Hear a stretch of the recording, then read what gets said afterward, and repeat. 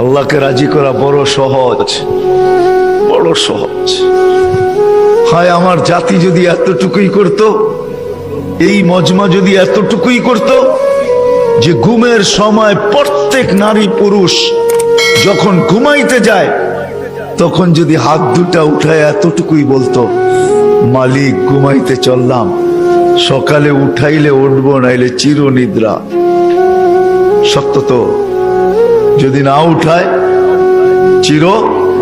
চিরনিদ্রা।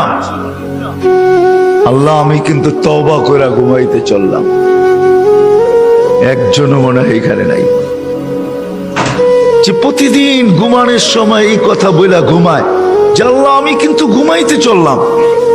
ঘুম মানি মউত। ঘুম যদি মউত না হইতো তাহলে ঘুমের থেকে উঠার দোয়া এটা হইতো না কোনোদিন।